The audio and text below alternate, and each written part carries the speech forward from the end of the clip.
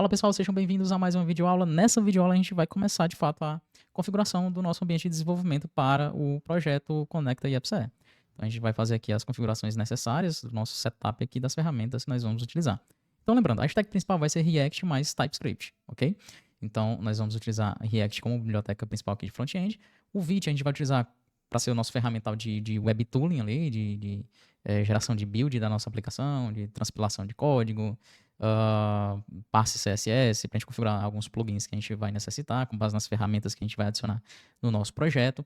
Enfim, ele vai ser o nosso ferramental aqui para poder criar o projeto e nos ajudar durante o desenvolvimento e gerar o build final. E a gente vai usar o TypeScript como linguagem de programação. Na verdade, como ele é o superset aqui que a gente usa para adicionar tipagem, né, e checagem de tipos aqui para o JavaScript, ajudando, inclusive, no processo de desenvolvimento, porque a gente vai ter ali uma maior confiabilidade no nosso código, né, um código mais robusto, sem ter surpresas ali em tempo de execução.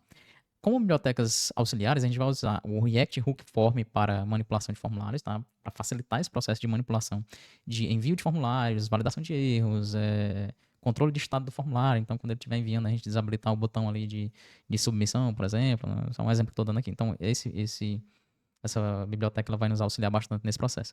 O Zustand para gerenciamento de estado global, certo?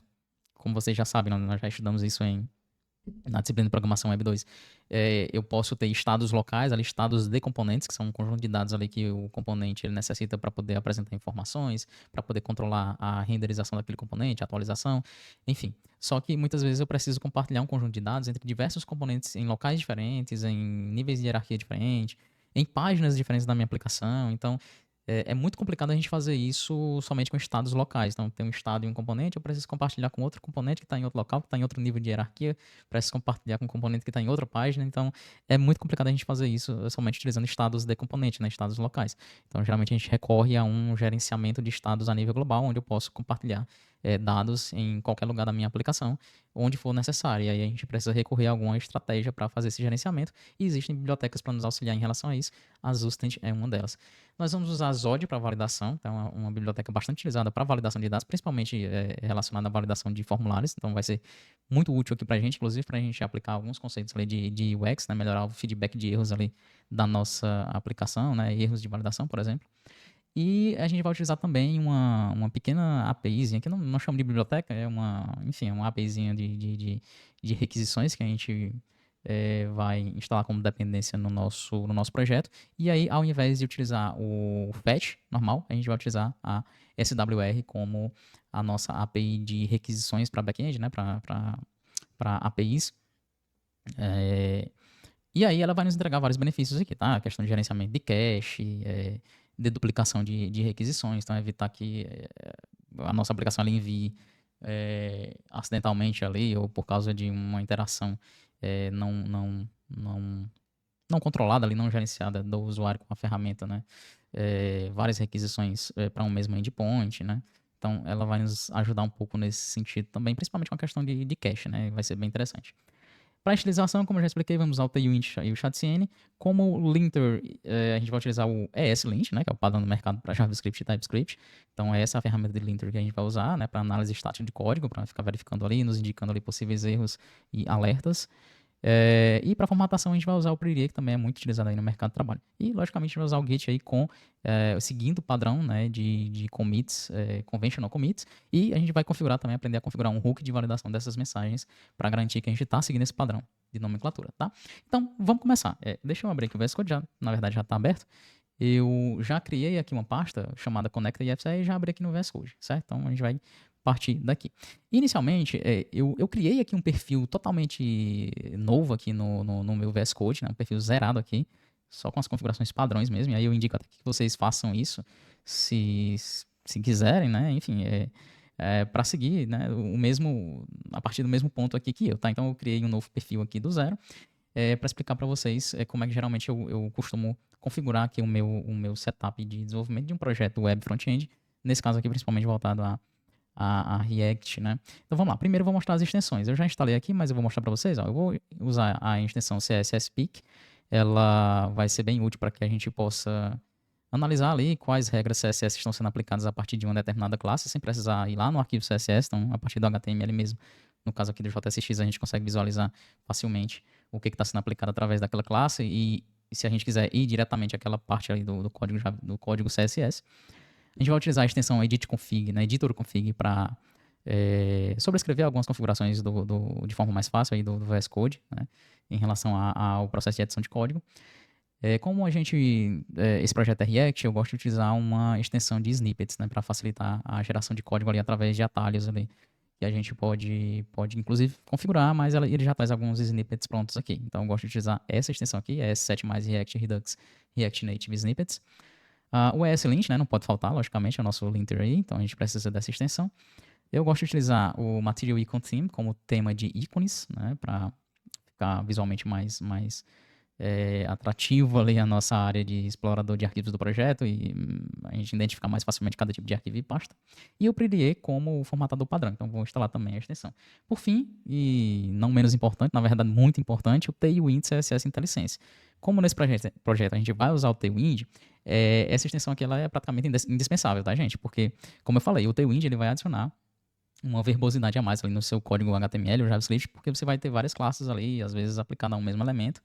E o Tailwind CSS ele nos ajuda com autocomplete, então a gente vai começa a digitar ali um código Tailwind, uma classe Tailwind, ele já nos traz ali as possibilidades para completar aquela classe que eu estou digitando e de forma mais interessante ainda, ele me traz o que cada classe aplica, né? As regras CSS que cada classe aplica. Então, evita de eu ficar tendo que sempre recorrer à documentação e pesquisar o que determinada classe aplica de estilização ali no meu elemento, ou que classe eu utilizo para aplicar determinada estilização. Então, eu consigo mais facilmente me encontrar no código com a Tailwind CSS IntelliSense, tá? Com essa extensão. Belezinha, bora lá, ó.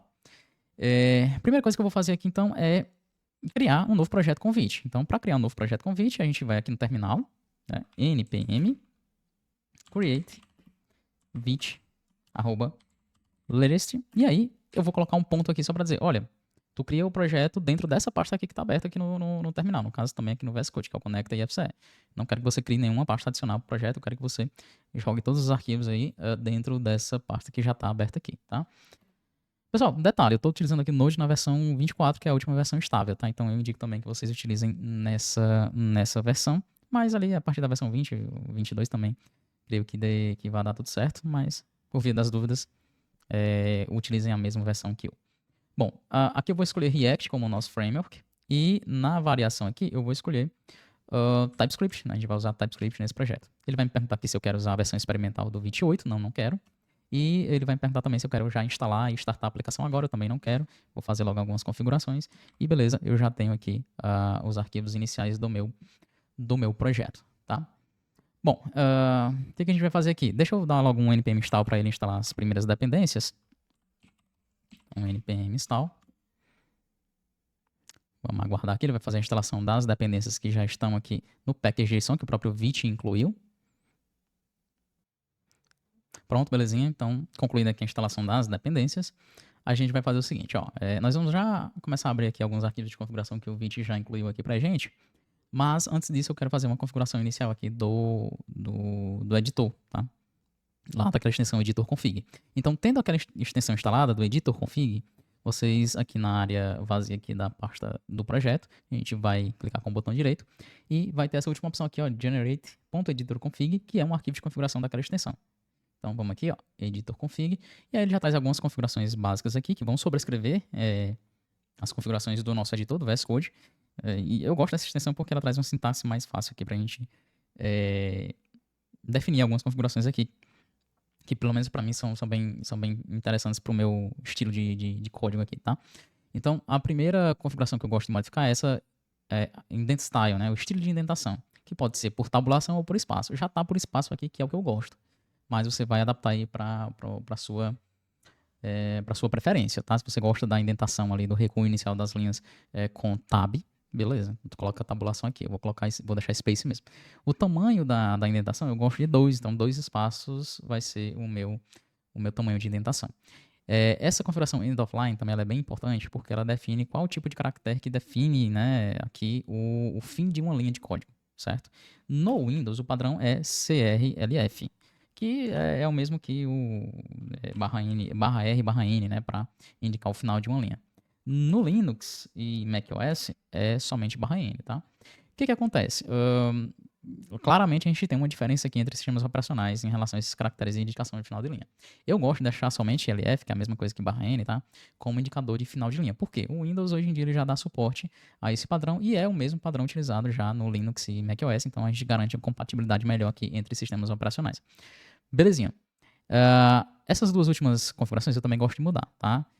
Trium Whitespace é uma configuração que vai dizer então se a gente quer ou não que ao salvar o documento qualquer espaço adicional ali no final da linha seja apagado, né, seja excluído. Bom, eu gosto dessa configuração como true, ou seja, se tiver qualquer espaço em branco ali no final de uma linha de código, quando eu salvar, o editor ele vai excluir esse espaço, beleza? E essa última opção também eu gosto de mudar para true, né, que seria a inserção de uma nova linha ao final daquele documento. Então, sempre que a gente estiver editando e salvar aquele documento, ele vai adicionar uma nova linha em branco. Então, salvei, ó, ele adicionou aqui uma nova linha em branco. E eu gosto dessa configuração, tá? Porque facilita para que eu venha aqui e inclua uma nova linha quando eu for editar esse arquivo. Beleza? Então, vou fechar aqui. Essas são as configurações que eu gosto de fazer. Eu vou criar também algumas configurações aqui do próprio VS Code, tá? Então, eu vou abrir a paleta de comandos aqui do VS Code, Ctrl+Shift+P. Vou procurar por configurações de workspace, configurações do workspace JSON. Quando eu clicar aqui, ele vai criar uma pastinha .vscode e um arquivo settings.json, certo? Se você ainda não conhece esse arquivo, é um arquivo de configurações do VS Code, onde a gente define algumas configurações para esse projeto, certo? Então, são configurações do editor que vão ser aplicadas somente a esse projeto. Se você quiser aplicar configurações de forma geral, você pode, por exemplo, abrir as configurações do usuário, certo? Mas nesse caso aqui eu vou definir configurações somente para esse projeto aqui. Belezinha. As configurações que eu vou colocar são as seguintes. Ó, eu já vou pegar aqui que eu já tenho pronto, mas eu vou deixar um link na descrição do vídeo com essas configurações. Vocês podem dar uma verificada lá ou pegar e colocar no projeto de vocês aí, tá bom? Bom, basicamente eu quero que haja uma formatação automática ao salvar, então format on save. Eu também quero que seja feita uma tentativa de fixar os erros ali encontrados pelo linter que a gente vai usar, sempre que a gente salvar, então ele já tenta corrigir alguma coisa que for possível. As extensões válidas aqui do SLint para ele ficar verificando ali para ficar analisando os erros, né? JavaScript e TypeScript. Então todo o arquivo JavaScript e TypeScript ele vai ficar monitorando. E o nosso formatador padrão eu vou definir aqui como o Pretty, né? Eu fiz a instalação da extensão e a gente vai também configurar ele aqui dentro do projeto. E essa é a identificação do Pretty aqui para o VS Code. Então vocês têm que colocar dessa forma aqui como para poder ativar ele como o formatador padrão. Belezinha. Então, feito isso, a gente vai agora para configuração do Pretty, beleza? Então, aqui na raiz do projeto, eu vou criar um novo arquivo. Esse novo arquivo vai ser o de configuração do Pretty. Eu tenho que nomear ele da seguinte forma: .pretty rc. Veja que quando eu coloco esse padrão aqui de nomeação, o Material Icon Team já coloca aqui um ícone do Pretty aqui para a gente ter visualmente aqui a indicação que esse é o arquivo de configuração do Pretty. Pronto, beleza. O que a gente vai colocar aqui como formatação? Eu gosto de trabalhar com essa formatação, com essas configurações aqui. Desabilitando aqui os semicolons, que seria ponto e vírgula ao final das linhas de código. Na verdade, eu gosto de ponto e vírgula no final das linhas de código, mas para esse projeto eu vou adotar uma sintaxe mais limpa aqui com vocês, tá? Então, eu vou deixar como false aqui essa propriedade. Na propriedade printWidth, eu vou definir aqui um limite de 80 caracteres. Então, passou de 80 caracteres, o pretty, na hora que eu salvar o documento e ele for formatar, ele vai quebrar as linhas. E isso aqui é para facilitar para vocês durante as aulas, certo? Mas eu indico que vocês, se forem utilizar essa propriedade, vocês procurem aí colocar um valor um pouco maior, tá? Porque senão realmente vai ficar muito limitado aqui a largura das linhas de código e isso pode prejudicar um pouco o fluxo aí do código dentro do arquivo que você está editando. Aqui é por causa realmente da videoaula, tá? Para ficar um pouco melhor para vocês aí, para não ficar ultrapassando aqui a largura disponível do editor. Bom, em relação a aspas, né, single quote eu vou deixar como true, então quero usar sempre que possível aspas simples, né, para código JavaScript e TypeScript. E aí no JSX e no HTML vai ficar aspas duplas mesmo, não vou modificar. A largura aqui da tabulação, né, da indentação, eu vou deixar 2, justamente igual ao tamanho de indentação que eu coloquei no editor config, beleza? E eu também vou ativar aqui a opção de trailing comma, que é a adição ali de vírgula ao final ali, sempre que possível, né? Em algum elemento, por exemplo, uma lista de elementos em um array. Então lá, após o último array, ele vai adicionar a vírgula, ou após a última propriedade de um objeto, ele também adiciona a vírgula. Eu gosto de deixar como all aqui, então sempre ele vai adicionar, sempre que possível, ele adiciona essa vírgula final, porque aí fica mais fácil de adicionar um novo elemento no array, uma nova propriedade, sem esquecer de colocar a vírgula antes, beleza? Basicamente isso, tá, gente? Em relação ao PDE, vocês podem procurar um pouco mais na documentação e ver quais outras configurações que vocês podem fazer. Agora a gente vai para a configuração aqui do ESLint. Basicamente o Vite já traz a configuração bonitinha, redondinha aqui pra gente, então ele já diz aqui, olha, tu vai verificar os arquivos TS, TSX, né, procurando erros nesses arquivos. Você vai ignorar a pasta dist, que é a pasta ali que vai ser gerada no build da nossa aplicação. Então, quando a gente rodar o build da aplicação para gerar os arquivos finais de produção, ele gera uma pasta dist, e aí a gente diz aqui para o ESLint para ele não ficar verificando erros lá na pasta dist, porque, enfim, a ideia do ESLint é verificar erros nos nossos arquivos de desenvolvimento, né? Aqui ele já traz algumas extensões que são importantes, né, de configurações recomendadas para o JavaScript, TypeScript, para trabalhar com hooks do React, enfim, né, algumas configurações aqui do React. E a gente vai adicionar configurações do PRIDE. Só que para adicionar configurações do PRIDE, e aí é importante a gente fazer isso, porque, veja, PRIDE trabalha com formatação de código, ESLint trabalha com análise estática do código. Então, o que acontece? Se houver regras conflitantes ali, pode haver problema. Por quê? O PRIDE pode formatar o teu código de um jeito, a depender das configurações que você definiu lá, e o ESLint indicar erro por causa dessa formatação. Então, eles têm que conversar. Como é que a gente vai fazer isso? A gente vai instalar uma outra dependência aqui, que é um plugin do ESLint para o PRIDE, tá? Na verdade, um plugin PRIDE para o ESLint. Então, vamos lá. npm install, né? -d, que eu vou instalar isso aqui só como dependência de desenvolvimento. Vou dar um zoom aqui, que eu acho que vai ficar melhor um pouco, né? Beleza, vamos lá. Opa. Deixa eu ajeitar essa visualização. Bora lá, então deixa eu continuar. Bom, é essa daqui mesmo, ó. É ESLint, -config, tá? Então, vamos instalar aqui. Instalação feita. Agora a gente pode retornar aqui ao nosso arquivo de configuração do ESLint e adicionar aqui ao final das configurações na propriedade extends, tá? Então, aqui ao final eu vou chamar o PRIDE, deixa eu ver aqui como é. Bem aqui, ó. ESLint config PRIDE. Beleza. Só verifica se foi adicionada a importação corretamente, a importação do ESLint config PRIDE do plugin que a gente acabou de instalar, ESLint config PRIDE. Beleza? E basicamente isso.